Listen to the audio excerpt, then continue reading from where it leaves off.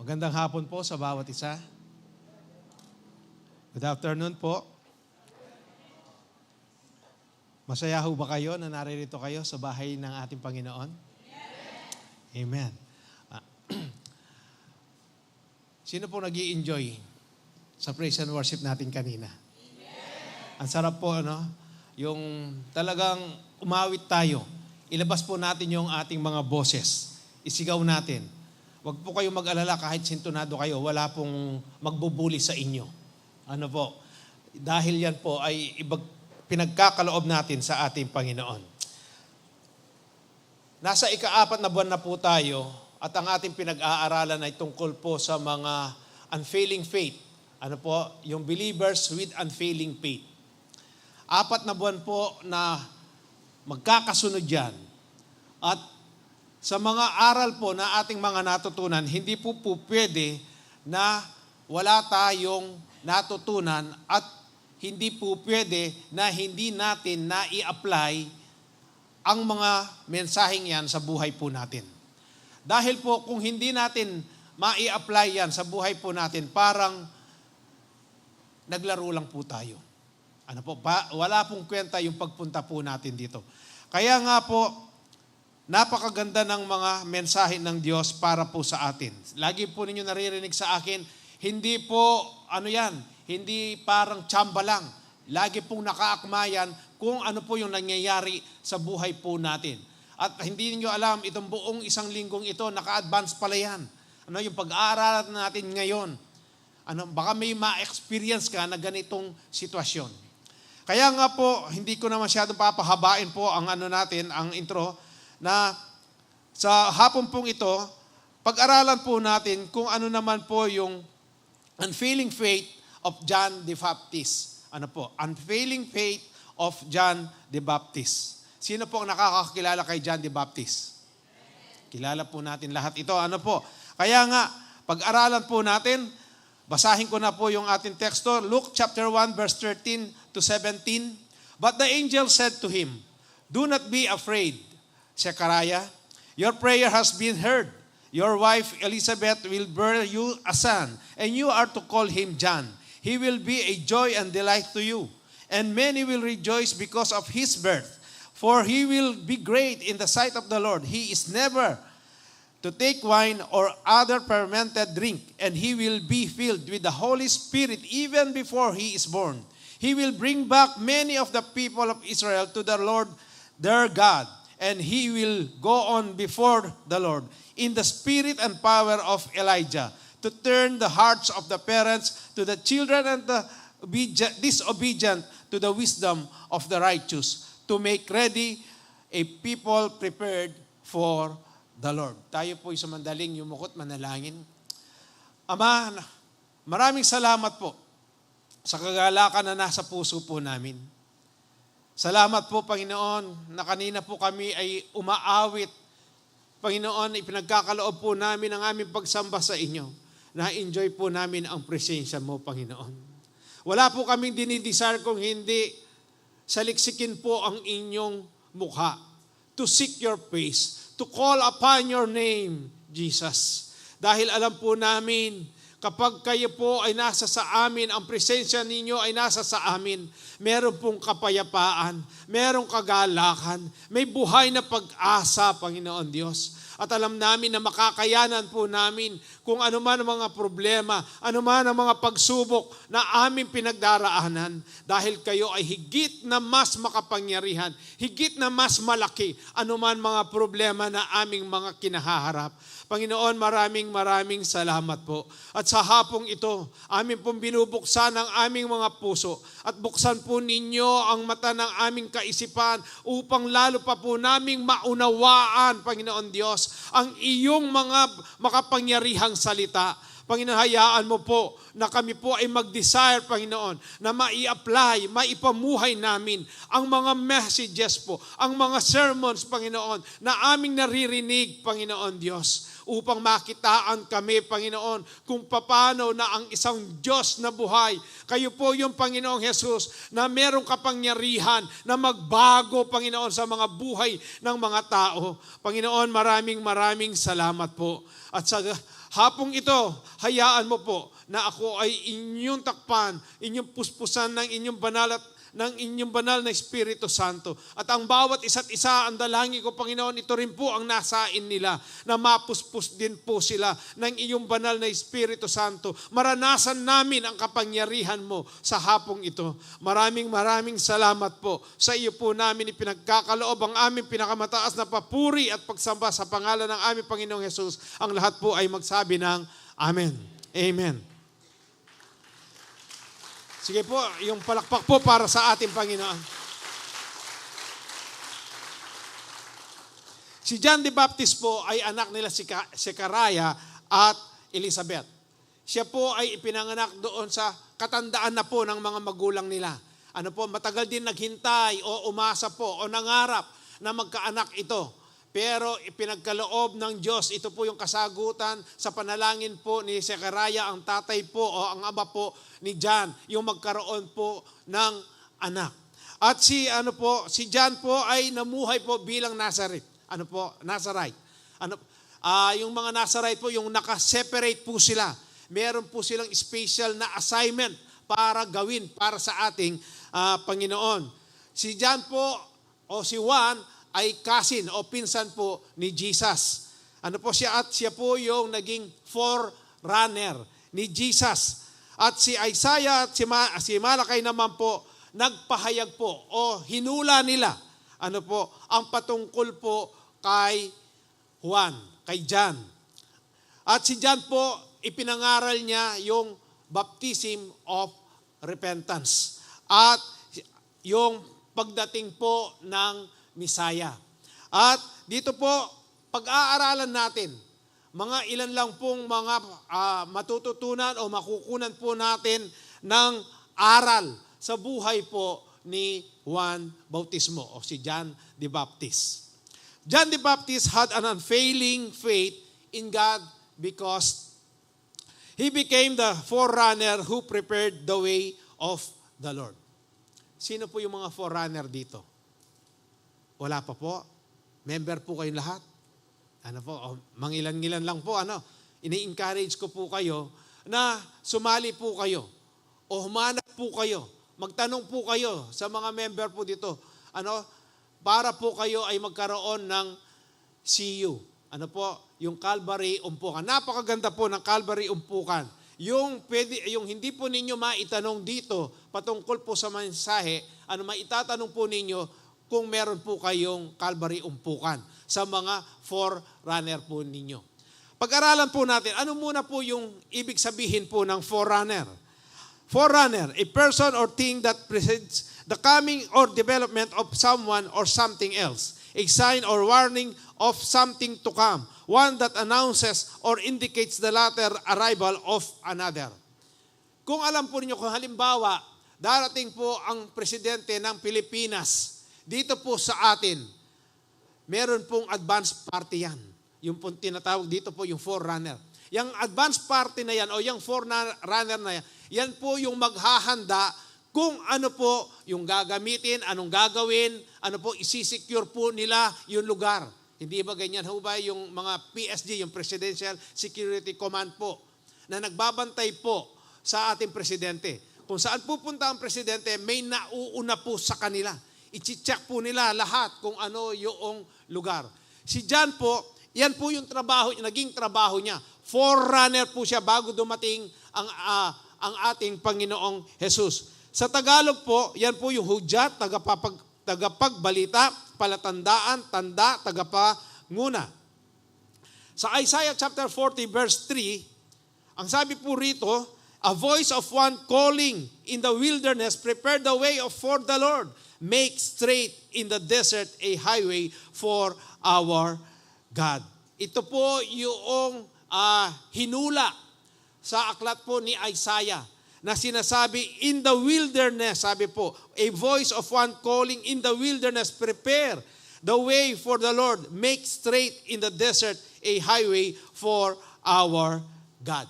Sa Matthew chapter 3, verse 1 to 6, in those days, John the Baptist came, preaching in the wilderness of Judea and saying, repent, for the kingdom of heaven has come near.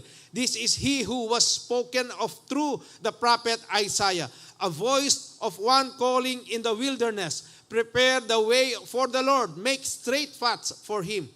John's clothes were made of camel's hair, and he had a leather belt around his waist. His food was locusts and wild honey. People went out to him from Jerusalem and all Judea and the whole region of the Jordan, confessing their sins. They were baptized by him in the Jordan River. Bakit po tinanong ko kung sino ang forerunner?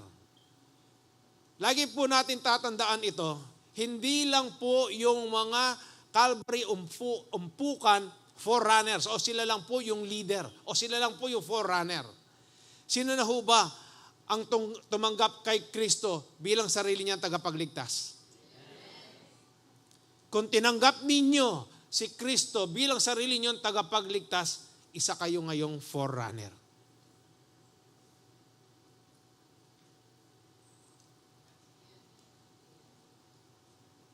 Uulitin ko po. Kung tinanggap ninyo, malinaw sa inyong kaisipan, at by heart, tinanggap po ninyo si Kristo bilang sarili ninyong tagapagligtas, kayo po ay isang forerunner. Kayo ay isang tagapagbalita ng mabuting balita. O yung balita patungkol sa pagmamahal, sa pag-ibig ng Diyos para sa sangkatauhan. Hindi lang po kami mga pastor, hindi lang po yung mga forerunners o yung mga leaders dito sa church ang mga forerunners, kung hindi po tayong lahat. Meron po tayong obligasyon. Kaya nga po, dito pag-aaralan pa natin kung paano po ang isang forerunner. Ano ba ang ginawa ni John the Baptist para tawagin siyang forerunner? Ano po? Ang sabi po diyan, dito, in those days, John the Baptist came preaching in the wilderness of Judea. In the wilderness. Ano po? And saying, repent. Ito po yung dapat nating ipangaral, sabihin sa mga tao na hindi pa po nakakakilala ng lubusan o wala pa po silang relasyon sa ating Panginoong Heso Kristo. Repent, sabi po diyan, for the kingdom of heavens has come near. This is he who spoken of through the prophet Isaiah. Ito po yung hinula. Ano po? Sa aklat po o prophet Isaiah. Sino yung tinutukoy po dito? Walang iba po kung hindi si John the Baptist. Kaya nga po, si John the Baptist po, pinangaral niya na may katapangan po ang patungkol sa pagsisisi. Ano po? Kung minsan tayo po, nahihirapan tayo. Nasabihin natin na alam natin kung ano po yung nangyayari. Lalo na sa mga kaibigan, sa mahal po natin sa buhay o kung kapitbahay po natin. Ano po? Pero si John, ano po, matapang niya pong ipinangaral ang patungkol sa pagsisisi at yung pagdating po ni Kristo. Sa Luke chapter 3 verse 2 hanggang 9, ang sabi po dito, during the high priesthood of Annas and Caiaphas, the word of God came to John, son of Zechariah, in the wilderness. He went into all the country around the Jordan, preaching a baptism of repentance for the forgiveness of sins. Tanong ko po sa inyo kanina, dahil tayo po dito, naranasan po natin yung nagsisi po tayo sa ating mga kasalanan. Ano po? Dahil po tinanggap natin ang ating Panginoong Hesukristo. At tayo po ay napatawad. Pinatawad na po tayo sa lahat ng ating mga kasalanan. Bakit? Dahil merong isang tao na nagbahagi po ng salita ng Diyos sa inyo. Nagbahagi po ng pag-ibig ng Diyos sa inyo. Kaya po, tayong lahat ay naririto po tayo. Kaya tayo po, trabaho natin din yan. Na dapat po, sa mga mahal na sa buhay po natin, ihayag din natin. Sabihin din po natin na merong katapangan. Katulad po ni Juan Bautista. Ang sabi po dyan, preaching a baptism of repentance for the forgiveness of sin. Kung wala pong magpapahayag, wala pong magsasabi sa kanila, hindi po sila magkakaroon ng kapatawaran sa kanilang mga kasalanan. Dapat po tayo, may responsibilidad po tayo.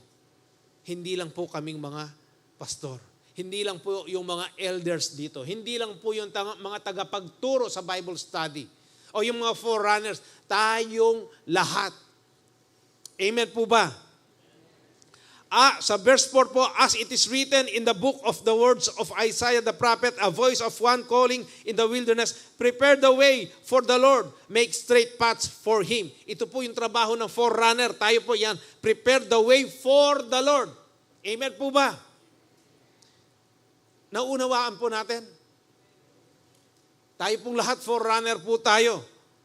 Ano po ang sabi sa verse 5? Every valley shall be filled in, every mountain and hill made low.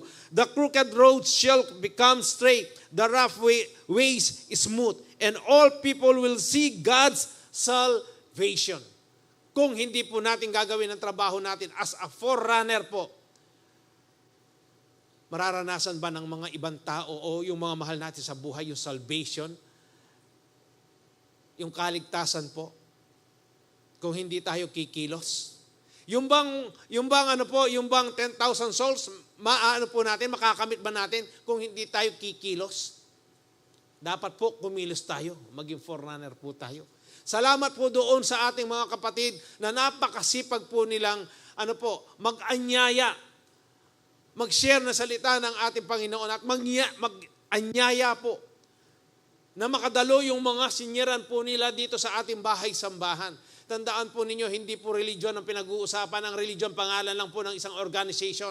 Ang makapagliligtas po, yung relasyon natin sa ating Panginoon. Kung paano mo nauunawaan personally kung sino si Kristo. Amen po ba? Sa verse 6 po, ano ang sabi? And all the people will see God's salvation. John said to the crowds coming out to be baptized by Him. Tingnan po ninyo kung gaano kahanghang, kung gaano katalim ang dila po ni John the Baptist. Mas matalim pa po sa dila po ni Pastor Manny. Tingnan po ninyo. You brood of vipers. Kayong mga ulupong, kayong mga ahas. Ano po ang masakit? Kayong mga ulupong o kayong mga lamaran?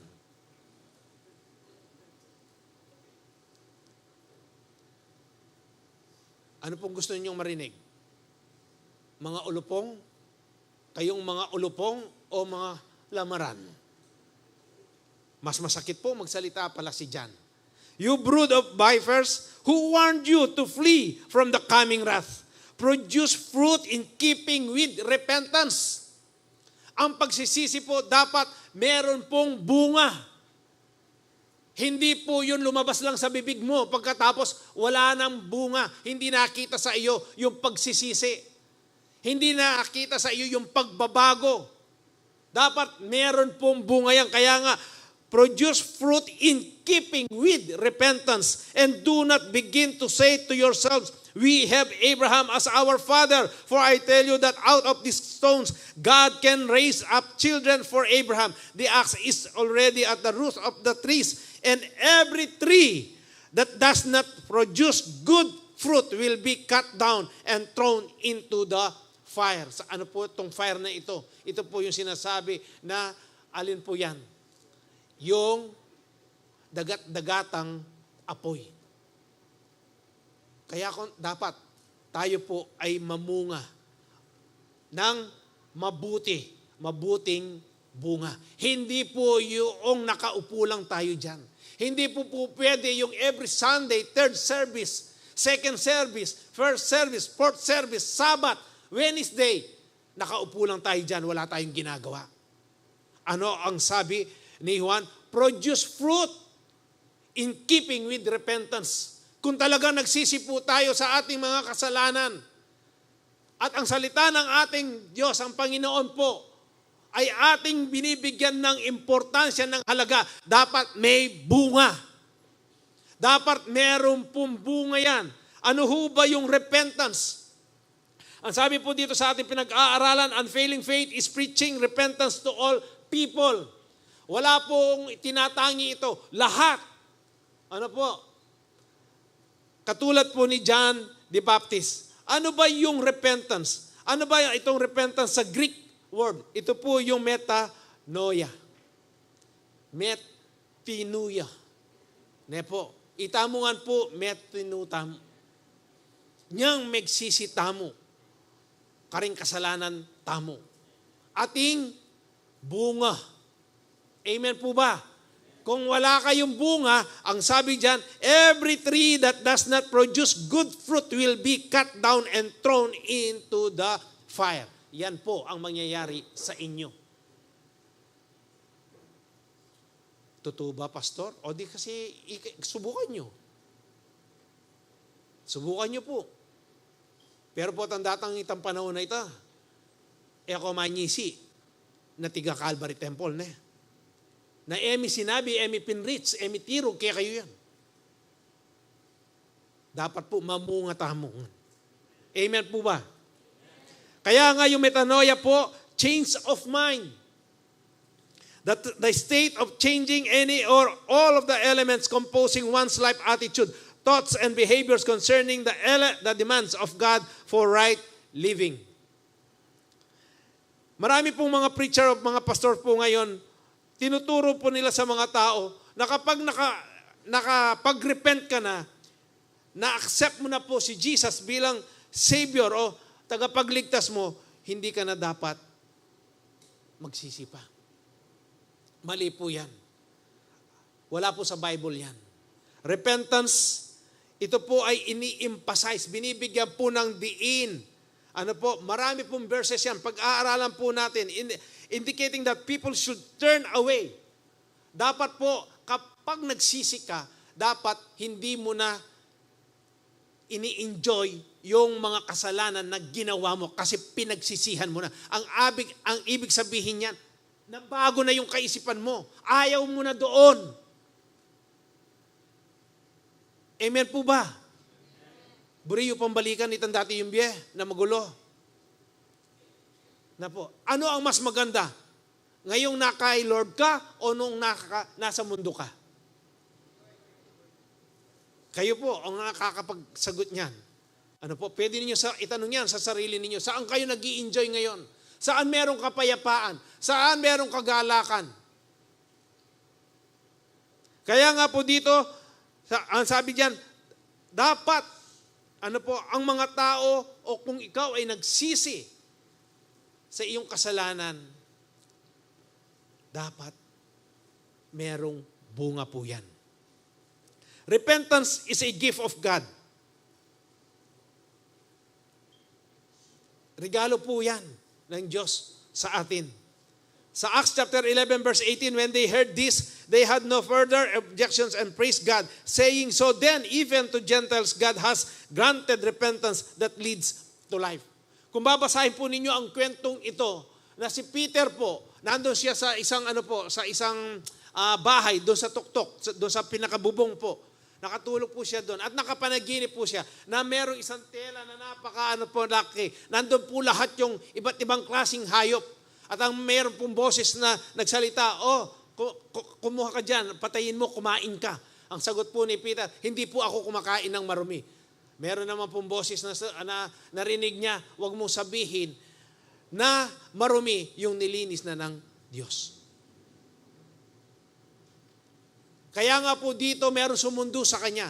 Sa madaling, maikling kwento po, kung babasahin ninyo diyan, ito pong mga sinasabing mga marurumi po, ito po yung mga Gentiles. Kaya doon sa kwento na yon makikita po ninyo na ang mga hintil po dyan, naka-experience din po sila ng pagpupuspos ng banal na espiritu. Ano po? Ang alam lang po ng mga Hudyo, sa kanila lang yon. Pero nung malaman po nila yon, kinukwento ni Peter sa kanila, yung mga sumundo po sa kanya, kinukwento niya po, meron ba akong karapatan na kontrahin ang Panginoong Jesus? Kaya nalinawan po yung mga kausap niya. Kaya po ang nangyari dito, ito po, when they heard this, they had no further objection. Hindi na po sila kumontra doon sa kinukwento po ni Pedro. Ano na po ang ginawa nila? Nagpuri po sila sa ating Panginoon, saying, so then even to Gentiles God has granted repentance that leads to life. Tayo po ang nagtatamasa nito. Tayo po yung mga hintil. Ano po? Kaya nga po, ano ang sabi? So then, even to Gentiles, God has granted repentance that leads to life. Nagsisi po tayo sa ating mga kasalanan, ng buong puso po natin. Kaya, mararanasan natin, yon? Leads to life. Yung buhay na napakasarap. Buhay na may kapayapaan. Buhay na may contentment. Ano po? Ano pa po ang sabi ng salita ng Diyos? Sa 2 Corinthians chapter 7, verse 10, godly sorrows brings repentance that leads to salvation and leaves no regret, but worldly sorrows brings death. Dalawang magandang halimbawa po dito, yung nangyari po kay Peter at kay Judas. Si Peter po, ang sabi ng ating Panginoon nung kapanahunan na hinuli na po ang ating Panginoon, sabi po ng Panginoong Jesus kay Peter, Peter, balo mo, bayu ya tumilawok, ing tandang ba, rooster, ne po, ing kaya na ne, ipagkakaila mo ako ng 3 beses. Nangyari po yun. At doon po sa isang lugar, kung napanood na po ninyo yun, di ba nagkatingin si Jesus at saka si Peter? At ano niya po, natandaan niya yun, sinabi ng ating Panginoong Jesus, pagkatapos namighati po siya. Ito po yung godly sorrow. Talagang nagsisi po siya. Bakit niya nagawa yun? Ano po? Kay Judas naman po, nagsisi naman si Judas eh. Pero ano po ang ginawa niya? Ano po yung worldly sorrow brings death? Nagsisi nga siya, pero nagpakamatay naman siya. Kayo po, pumili kayo anong gusto niyo. Godly sorrow? O yung pong worldly sorrow? Kaya nga po yung iba, hindi ba dito sa mundo po, meron pong gagawa ng sulat, patawarin po ninyo ako, patawarin nawa ako ng Diyos sa aking gagawin. Meron pong iniwan na sulat para mangonsensya. Pagkatapos magpapakamatay. Ano po? Pero pag godly sorrow po, buhay po ang ano niyan. Ang premium. Ano po? Yung nagsisi ka. Sino po yung nagsisi dito na talagang pinagsisihan niya? Yung nagawa niya po. Hindi ba pagkatapos nun, may kasiyahan? Magaan po yung pakiramdam. Sa 2 Peter chapter 3 verse 9, the Lord is not slow in keeping His promise, as some understand slowness. Instead, He is patient with you, not wanting anyone to perish, but everyone to come to repentance. Alam po ninyo, kaya hanggang ngayon, ito pong sinasabi dito, He is patient. Mahaba yung kanyang pasensya. Ito ba yung sinasabi na slow to anger? Nagsisi na kami, ba't hanggang ngayon, wala pa si Kristo, hindi pa dumarating? Isipin naman po natin yung iba nating mga kapatid. Meron ka pang ang assignment, meron pa nga tayong trabaho na ipamilita, ito ipahayag. Na mahal sila ng ating Panginoon para magsisi sila sa kasalanan nila at maranasan nila yung buhay na walang hanggan. Kung mabilisan po, nagkasala tayo, no? Bawat nagkakasala po sa atin, tigok tayong lahat. Sino kaya matitira sa atin? Siguradong wala. Pasalamat po tayo na napakahaba ng pasensya ng ating Panginoon. Ang gusto niya po, makasama niya tayo doon sa buhay na walang hanggan. It is our choice kung gusto po ninyo sa buhay na walang hanggan sa impyerno. Nasa sa inyo po yan. Ano pa po ang sabi? All believers are all called to be forerunners. Yung sinasabi ko po, lahat ng mga mananampalataya, lahat ng mga nakaranas sa pag-ibig, sa pagmamahal, sa salvation, sa kapatawaran ng ating Panginoong Hesus, lahat po ay forerunners. Amen po ba? Ano pa po? We prepare people, including ourselves, for the coming of the Lord. Sa Matthew chapter 28, verse 19 to 20, therefore go and make disciples of all nations. Bago po umakyat sa langit ang ating Panginoong Hesus, tinagubili niya po ito. Kanino? Doon lang po ba sa mga disipulo? Hindi po, sa ating lahat. Kaya napakabigat po ng ating responsibilidad. Hindi po natin paiinitin yung mga puwit natin dyan sa upuan na yan. Kung hindi, dapat meron pong bunga na mabuti. Amen po ba?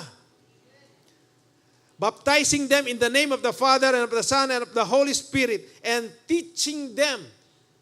Ito po yung napakabigat na napasanin po natin bilang mga forerunners. Ano po? Ano yun? Teaching them to obey everything I have commanded you.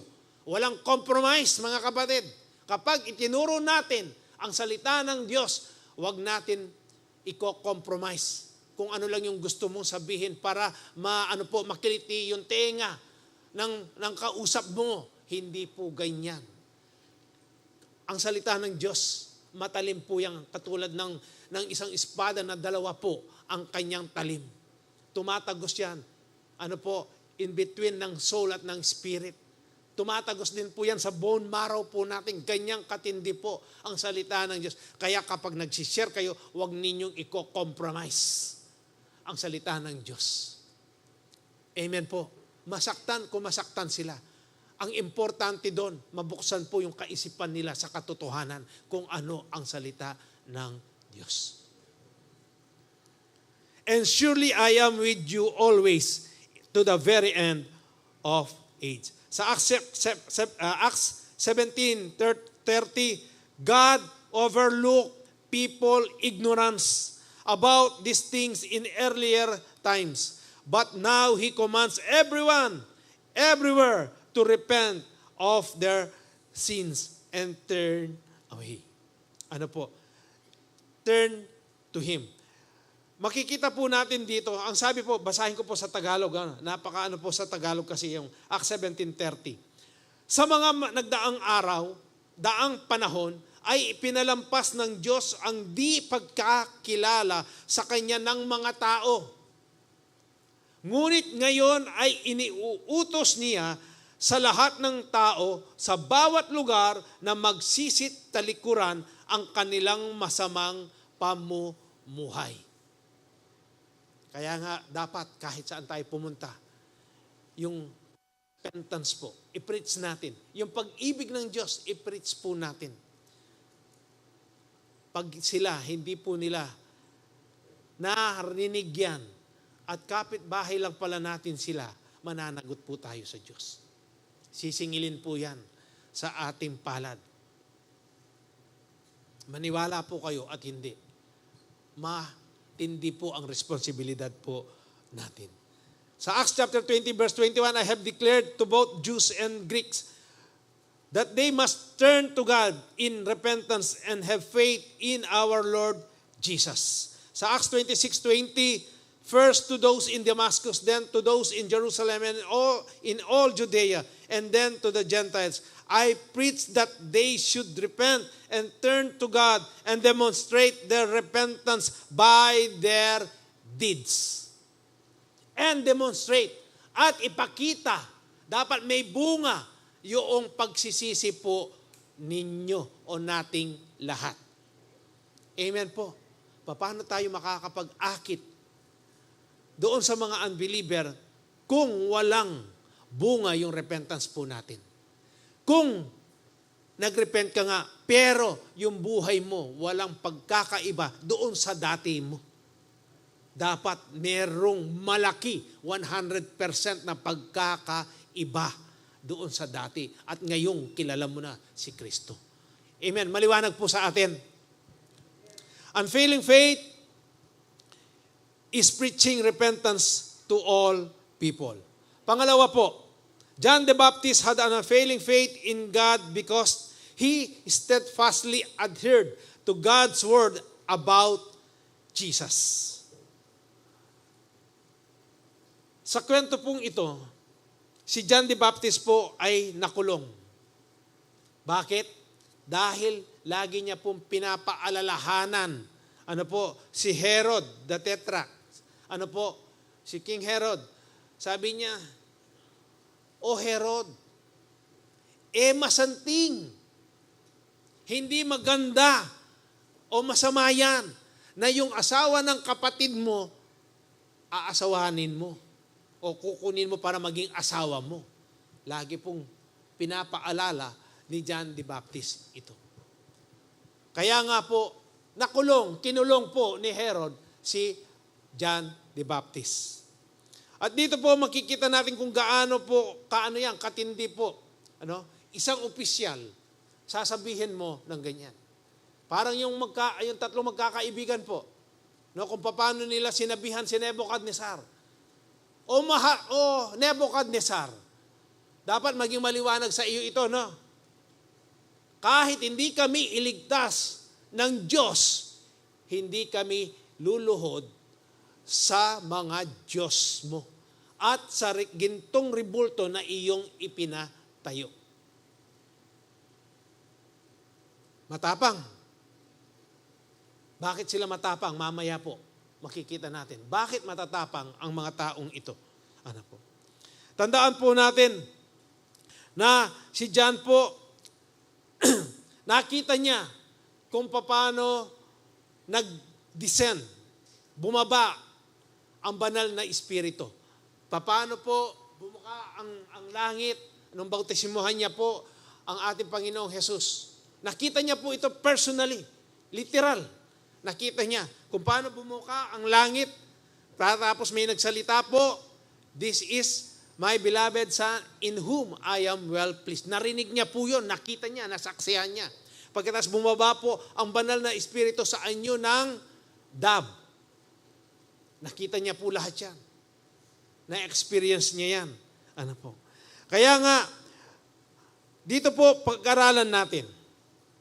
Nung nakakulong na po si John the Baptist, dahil nga doon sa napakatapang niya po na magsalita, sa Luke chapter 7 verse 18 to 23, the disciples of John the Baptist told John about everything Jesus was doing. So John called for 2 of his disciples and he sent them to the Lord to ask him, "Are you the Messiah we've been expecting, or should we keep looking for someone else?" Tandaan po ninyo yung nakwento ko sa inyo.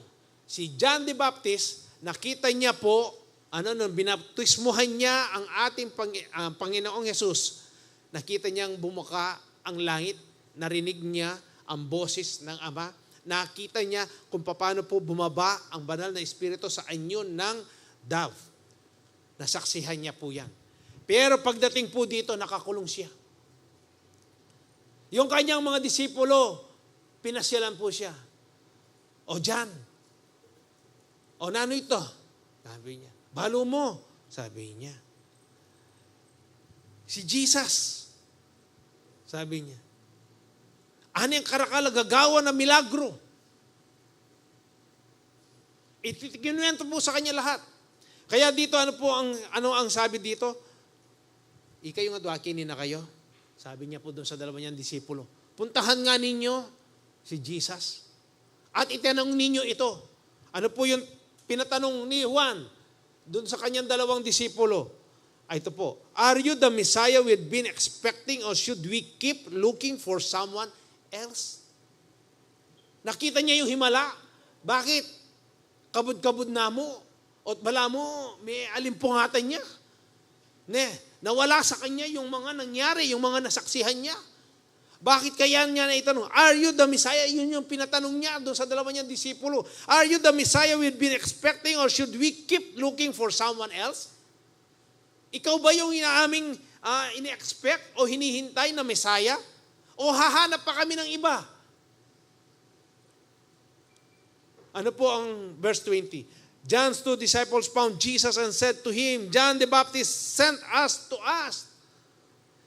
Are you the Messiah we've been expecting, or should we keep looking for someone else? At that very time, Jesus cured many people of their diseases, illnesses, and evil spirit, and He restored sight to many who were blind. Then He told John's disciples, go back. Sinabi po ni Jesus sa kanyang disipulo po ni John, go back to John and tell him what you have seen and heard. The blind see, the lame walk, those with leprosy are cured, the deaf hear, the dead are raised to life, and the good news is being preached to the poor. And He added, God blesses those who do not fall away because of me. Nagkaroon po ng pagdududa si Juan. Nagduda siya. Tayo po, nakita na natin sa ating sarili kung ano po yung milagro na ginawa ng Diyos sa buhay natin. Yung milagro, isang milagro dyan, yung mabago yung buhay mo. Dahil kahit na anong gawin natin, kahit na ano pong isulat natin sa mga diary natin, na babaguhin natin ang buhay natin, hindi natin magawa. Si Jesus lang, nung makilala mo siya, nabago yung buhay mo. Isang malaking milagro yan.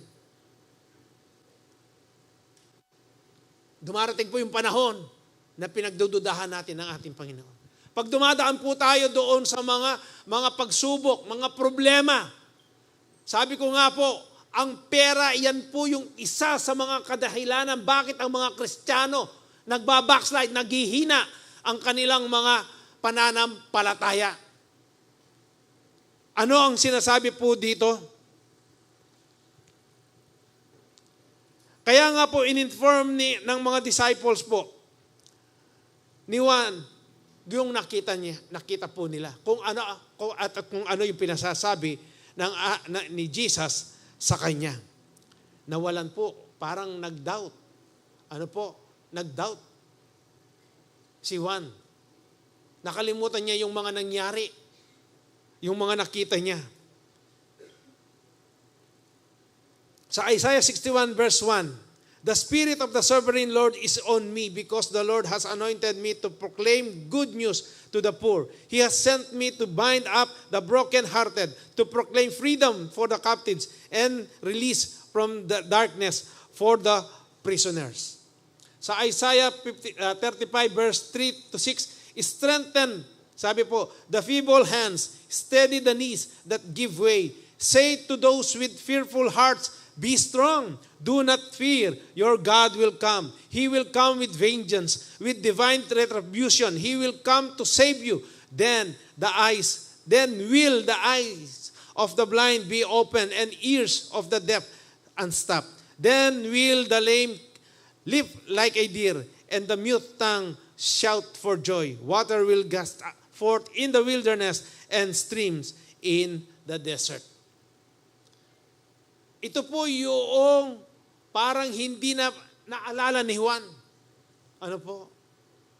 Sa buhay po natin, madalas, hindi po paminsan-minsan, madalas, nagkakaroon po tayo ng duda sa Diyos na makapangyarihan. Madalas, kung may karamdaman ka lang, may karamdaman tayo, nanghihina tayo kaagad. Nakalimutan na natin yung first love natin sa ating Panginoon. Kung paano tayo noon kahit na ano mangyari, nung una mo makilala ang ating Panginoon, kahit na ano pang mangyari, bumabagyo, umuulan, nasa church ka, walang makapagpigil sa iyo. Pero pag tumatagal na, pinitik na ka balugbog ng Satanas, ala na yan nakamintaking church. Sinyupa na ka mo, tinabog na ka. Nakita mo na yung himala sa buhay mo. Napakaraming mga panalangin po na sinagot ng Diyos kung iisa-isahin lang natin yan sa buhay po natin doon sa mga kahilingan natin. Kaya nga po, balikan natin yun. Alalahanin po natin yan. Kung nagkakaroon ka ng doubt, ano po ang sabi dito? Doon sa Luke chapter 4 verse 16-21, he went to Nazareth where he had been brought up, and on the Sabbath day, he went into the synagogue. Si Jesus po ito, nung nasa lupa po siya, yung ministeryo niya, as was his customs, he stood up to read. Ito po yung naging ugali niya. Pumupunta siya sa mga synagogue. Yung synagogue po, yung mga bisitas na maliliit. Sa panahon po natin, deta pong malating pisamban, bisitas. Yan po yung ginagawa niya. Anong ginagawa niya doon? Nagtuturo po siya. Tumayo siya doon sa verse 17, and the scroll of the prophet Isaiah was handed to him. May nag-abot po sa kanya, yung scroll. Hindi po Bible noon kasi. Yung scroll po, yung nakapaikot. Na mabilog lang, kaya patatin lang dutong kyan dulo. Kaya pa po tambuklan mo yan, i-stretch me. Yun po yung scroll. Was handed to him. Unrolling it, he found the place where it is written, the Spirit of the Lord is on me, because He has anointed me to proclaim good news to the poor. Wala pong ginawa ang ating Panginoon nung nandito po siya sa lupa kung hindi i-proclaim po yung good news. Kaya dapat tayo po, ganyan din po yung dapat nating gawin. Huwag po tayong huminto. Kung nag-share ka, para sa kalooban mo, hindi ka pinakinggan, para ka nabastos, hayaan mo. Ang importante doon, na-share mo yung salita ng Diyos na merong naitanim yan sa Kanya. At hindi babalik na hindi nangyari, natupad yung salita ng Diyos doon sa taong yan. Hindi mo alam, dumating yung panahon, naalala niya yon, binalikan niya yan, tinanggap niya ang ating Panginoong Hesus. Naging isang preacher siya, naging isang evangelist siya. Maraming kaluluwa ang naihikayat niya. Sa palagay mo, hindi ka ba kasama doon sa reward? Kaya ano pa po ang sabi dito? He has sent me to proclaim freedom for the prisoners and recovery of sight for the blind, to set the oppressed free, to proclaim the year of the Lord's favor. Then he rolled up the scroll, gave it back to the attendant, and sat down. The eyes of everyone in the synagogue were fastened on him. He began by saying to them, today, this scripture is fulfilled in your hearing. Today, ngayon po, narinig ninyo ang mensahe ng ating Panginoon. There are times when we have doubts about what God has been doing in our lives. Jesus told John through his disciples to go back to the Word. Kapag meron po tayong hindi nauunawaan, hindi natin naiintindihan, o nagkakaroon na tayo ng doubt, bumalik po tayo sa salita ng Diyos. Basahin po natin ang salita ng Diyos. Amen po ba? If you're in doubt, go back to the Word. Bumalik ka sa salita. Dahil ito po lagi ninyo naririnig, ito ang may final authority, may final say. Dito lang po tayo. Amen po ba? Sa John chapter 8 verse 31-32, to the Jews who had believed Him, Jesus said, if you hold to my teachings, kung panghahawakan mo yung aking mga katuruan, sa ibang salita po yung teaching dyan, yung doktrina. Ano po, naririnig ninyo yan, yung doktrina na yan. Teaching, ang ibig po niyan sabihin, if you hold to my teaching, you are really my disciples. Kapag tunay ninyo na pinanghahawakan ang aking mga katuruan, sabi po diyan, kayo nga ay tunay kong mga disipulo. Amen. Then you will know the truth, and the truth will set you free. Luke chapter 8 verse 15, and the seeds that fell on the good soil represent honest, good-hearted people who hears God's word, cling to it, and patiently produce a huge harvest. Dapat tayo pong lahat ay yung good soil. Amen. Tayo pong lahat ay dapat yung good soil. Good soil. Para ano po? Para ano? Who hear God's word, cling to it. Narinig mo ang salita ng Diyos, pinanghawakan mo, ano pa? And patiently produce huge harvest. dapat mamumunga po tayo ng napakarami. Napakaraming kaluluwa pa po ang naghihintay po sa atin. Lalong-lalo na po yung mga kanya-kanya nating mga pamilya. Huwag po tayong makontento na tayo lang nandito. Kasama natin yung kaibigan natin. Yung pamilya natin, hindi natin sila kasama. Mas maigi po yung pamilya natin, kasama natin sila. Amen po ba? Unfailing faith is holding on to God's word even when you don't understand what's going on. Ang kailangan lang po natin sumunod. Dahil kahit kailan hindi po tayo ipapahamak ng Diyos sa kanyang mga salita.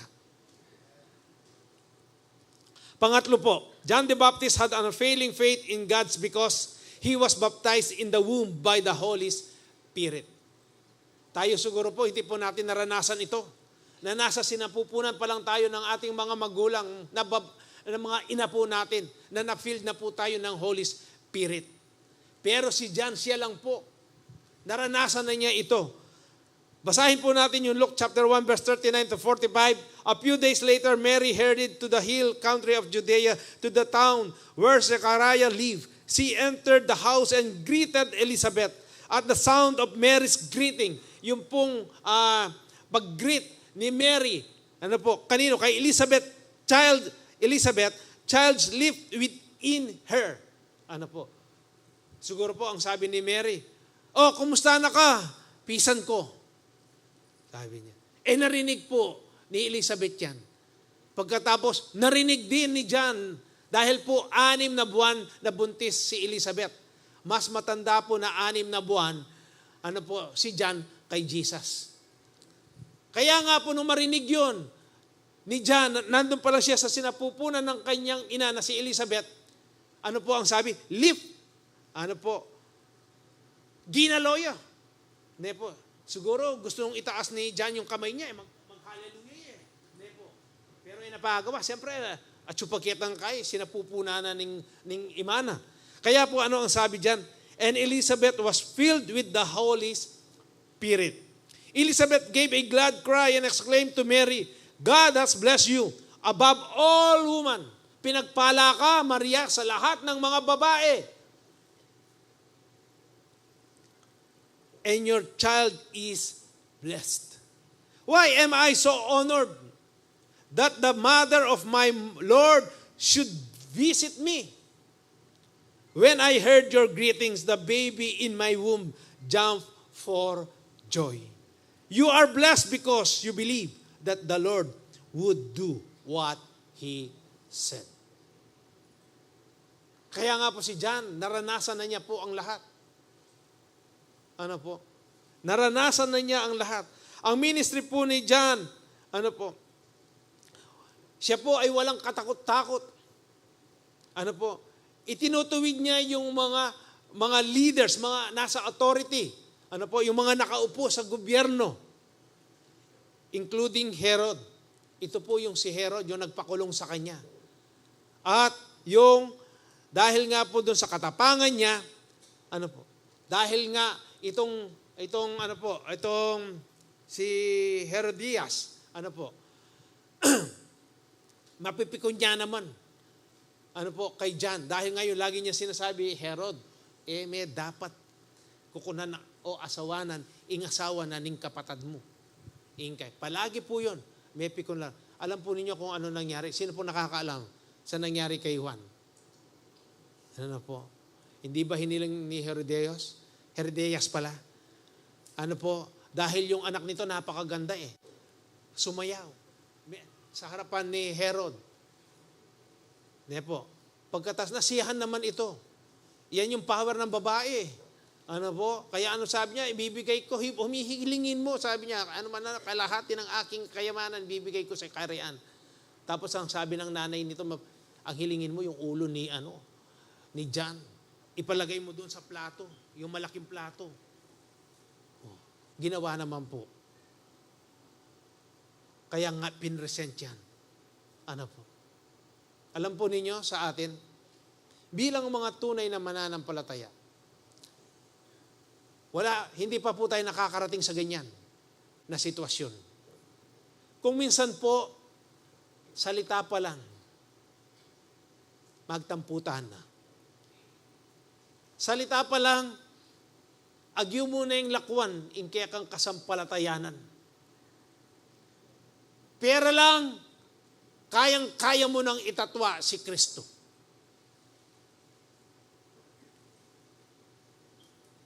Mga iba-ibang klase pong mga pangyayari sa buhay natin.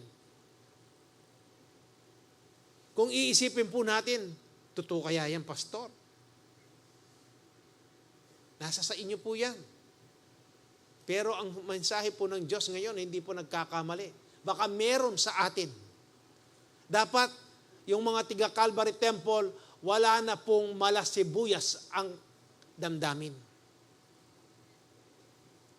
Matured na. Kaya hindi nyo napapansin ang mga pagkain na kinakain natin, ang mga mensahe na kinakain natin, matitigas po, karni lahat. Ang gusto kasi ng Diyos, mag-level up, na po, kaya katamong kasampalatayanan.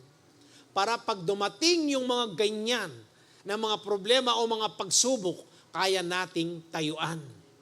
Kaya nating panghawakan ang salita ng Diyos, even to the point of death.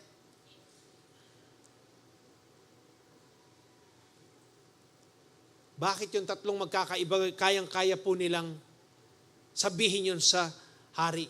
Kahit na hindi kami iligtas ng Diyos, hindi kami luluhod sa mga Diyos mo at sa rebultong gintong pinatayo mo o ginawa mo. Bakit ganong katindi yung kanilang pananampalataya? Bakit ganon po? Dahil lagi nilang pinagbubulay-bulayan ang salita ng Diyos. Napaka-importante po ng salita ng Diyos sa buhay po natin. Tayo pong lahat nararanasan natin yan. Hindi natin pwedeng pagsinungalingan o maging hipokrito sa sarili natin. Ipapahiya lang tayo na sarili natin. Kaya napaka-importante po, sa panahon natin ngayon, lahat ng mga nakasulat sa salita ng Diyos kung ano ang mangyayari, nangyayari na po ang lahat. Pagmasdan na lang po ninyo ang bansang Israel. Ang bansang Israel hindi na po isa-isang missile ang kanilang pinapalipad patungo sa Israel. Kung hindi po by thousand, by hundreds, sabay-sabay, talagang gusto na nilang tunawin ang bansang Israel.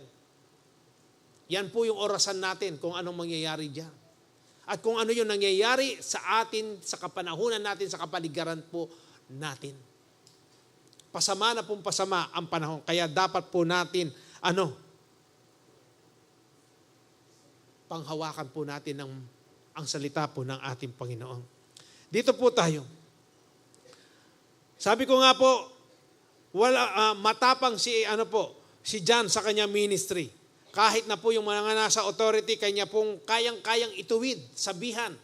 At ang resulta niyan, meron po. Karamihan po sa mga disipulo, sa mga apostol, sa mga propeta na matapang po, na nagpapahayag na salita ng Diyos. Kung mapapansin po ninyo doon sa mga kwento natin, meron pong silang naranasan na matindi, even to the point of death. Bakit? Dahil doon sa mga problema pong yan, yung mga pasubok na yan, dyan po na nagiging puro yung ating pananampalataya. Dyan mo ngayon nakikita, dyan mo nalalaman, dyan mo napapagtanto, dyan mo pag pinagmamasdan mo yung pananampalataya mo, ang sarili mo, titibayan ako pala yung kasampalatayanan ko. Ako na pala yung magtampungin Maski na ako inato, kahit hindi na ako binati nung isang kapatid na inaasahan ko na babatiin niya ako nung birthday ko, ngayon wala na yon. Mag-grow na ka. Ingkay na. The reason for his boldness. Ano ba ang reason? Bakit napakatapang po ni John the Baptist? Dahil po siya ay filled ng banal na espiritu. Nung tinanggap po natin ang ating Panginoong Hesukristo, sinelyuhan po tayo ng banal. Iba po yung sinelyuhan doon sa field. Doon pa lang sa salita seal and field. Hindi ba malaking pagkakaiba na po yun? Yung sealed, sinelyuhan ka. Sinelyuhan na po tayo ng banal na Espiritu. Pero hindi pa tayo napupuno. Napupuspos ng banal na Espiritu. Pero si John po, naranasan na niya ito. Kaya po ganyan siya katapang. Kaya dito po sa pinag-aaralan natin, dito po sa Ephesians chapter 1 verse 13, ano po ang sabi? In Him you also trusted after you heard the word of truth, the gospel of your salvation, in whom also having believed, you were sealed with the Holy Spirit of promise. Noon tayo po ay nanampalataya po. Ano po? Doon po sa senior po natin. Senior po sa atin. Nanampalataya tayo. Kaya po, ano sabi diyan? Having believed, naniwala ka, you were sealed with the Holy Spirit of promise. Sa Acts chapter 1 verse 8, ito po naman. Kung alam po ninyo ang kwento sa Acts chapter 1. But you will receive power when the Holy Spirit comes upon you, and you will be my witnesses, telling people about me everywhere, in Jerusalem, throughout Judea, in Samaria, and to the ends of the earth. Sino po nakapagbasa na ng Acts?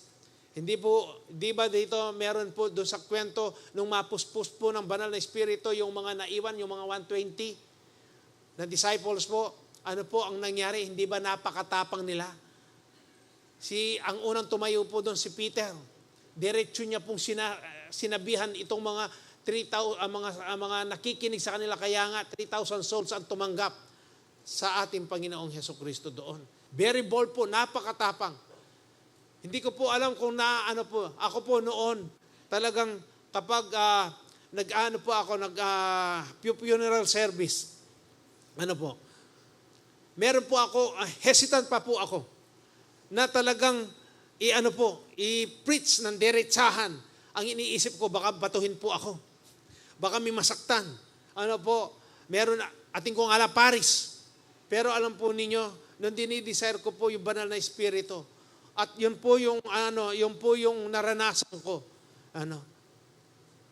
Dire-diretso po ako.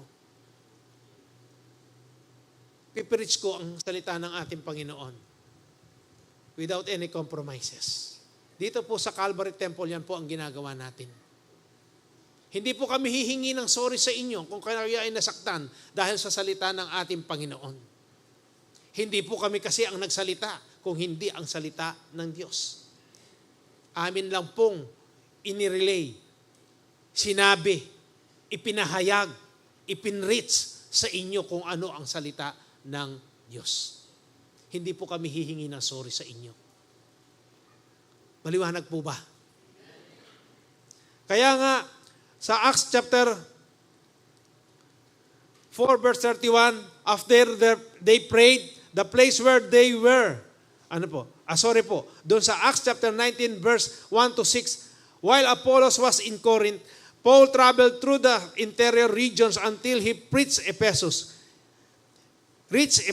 on the coast, where he found several believers. Nag-travel po si Paul sa Corinth. Pagkatapos meron po siyang natagpuan ng mga mananampalataya doon. Tinanong niya po itong tanong na ito. Did you receive the Holy Spirit when you believed? He asked them. No. They replied, we haven't even heard that there is a Holy Spirit. Hindi ba namin narinig, sabi niya, na meron pa, alam na meron palang banal na Espiritu. Sa mga mananampalataya na po ito, tinanggap na po nila si Kristo. Bilang tagapagligtas po nila. Ano po ang sabi diyan? Then what baptism did you experience? Ano ba yung pagbabautismo ang inyong naranasan? Sumagot po sila. He asked and they replied, the baptism of John. Ano ba yung baptism ni John? Paul said, John's baptism called for repentance. Baptism of repentance po. Yung ipinipreach po ni John. But John, sabi niya, himself told the people. Subalit, ito po ay sinabi rin ni John sa mga tao. Told the people to believe in the one who would come later, meaning si Jesus po. As soon as they heard this, they were baptized in the name of the Lord Jesus. Then, When Paul laid his hands on them, the Holy Spirit came on them and they spoke in other tongues and prophesied.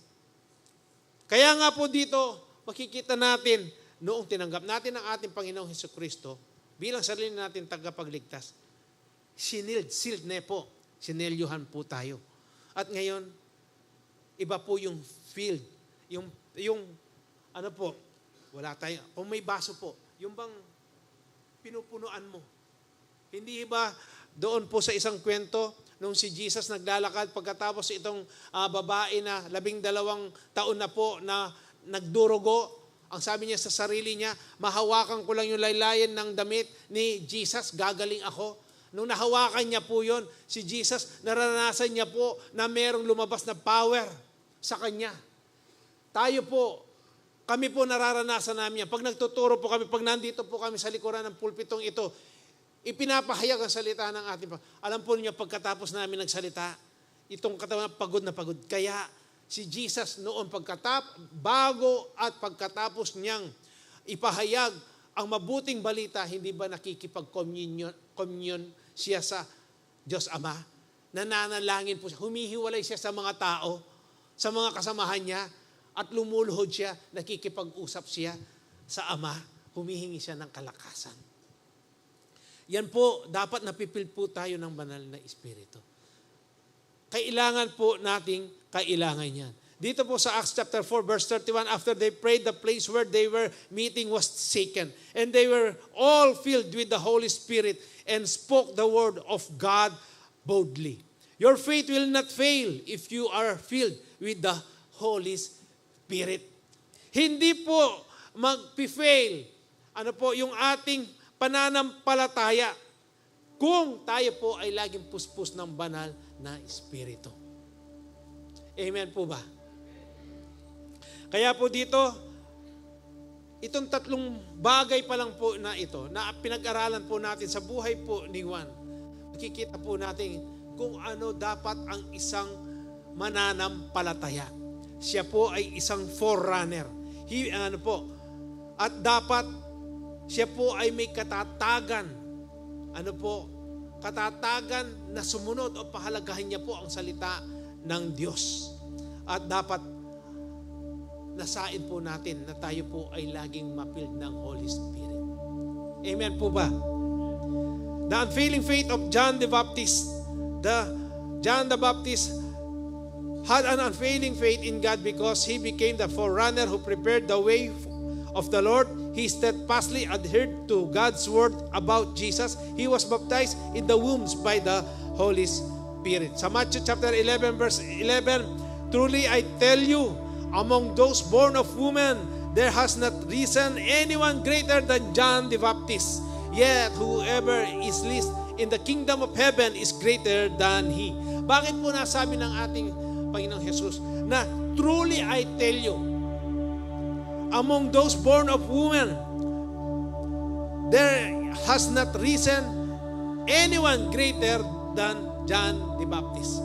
Paano ho ba naging greater si John the Baptist sa mga propeta, sa mga katulad niya pong mga apostles o disciples po? Siya lang po yung nakaranas na binautismuhan niya ang Panginoong Jesus. At siya lang po ang nakaranas, nakakita na bumuka po yung langit at nakanarinig po ang nagsalita ang Ama. At siya rin yung nakakita kung paano bumaba ang banal na Espiritu. Nakita po niya yan. Yung mga iba po, hindi nila nakita yan. Hindi po nila naranasan. Pero ano po ang sabi diyan? Yet whoever is least in the kingdom of heaven is greater than he. Nakakamangha po ang mga nangyari po sa buhay po ni Juan. Pero dito po makikita natin doon sa kwento na yan, kung babalikan po natin, nung sabihin po ng mga disipulo ni Juan, O Juan, si Jesus nagbabautismo rin doon sa kabila. Sabi niya, no? Na ano po ang ginawa ni Juan? Si Juan siguro dito po, dahil naranasan niya po yung pinagsisilbihan siya. Imbis na ang gawin niya nung sabihin ng mga disipulo niya, nandun si Jesus, nagbabaptize din. Dapat ang ginawa niya, tara na, doon tayo kay Jesus. Pero hindi niya po ginawa. At niya sariling grupo na. Pero naranasan niya po ang lahat. Nakita niya. Siya lang po yung sa lahat ng mga propeta na hindi po nakagawa ng milagro. Ang ginawa lang niya po, yung pong inintroduce niya si Jesus sa mundo. At may darating na Messiah. Napaka po yung mga assignment po na ginawa ni John. Pero ang sabi po dito, yet whoever is least in the kingdom of heaven is greater than he. Tandaan po ninyo kahit na po ano yung ginagawa natin. Kailangan po meron tayong pagpapakumbaba o marunong tayong magpasakop. Kanino po? Sa ating Panginoon Hesus. Kaya dito po sa ating pinag-aralan ngayon, yung unfailing faith is to submit to God by obeying His word. Unfailing faith is to submit to God by obeying His word. Unfailing faith is to submit, magpasakop, magpailalim tayo po sa Diyos at sa pamamagitan po ng pagsunod sa Kanyang salita. Amen po ba? Kaya napakasarap po nitong ating pinag-aralan po ngayon. The unfailing faith of John the Baptist. Sino po yung gusto maging forerunner? Sa ayaw at sa gusto po ninyo, forerunner kayo. Dahil nakilala po ninyo ang ating Panginoong Jesucristo. Meron tayong mga assignment. Tandaan po ninyo yan. Forerunner po tayong lahat. Amen po ba? Sige po, tayo pong lahat ay tumayo. Tatanggap po tayo ng banal na hapunan.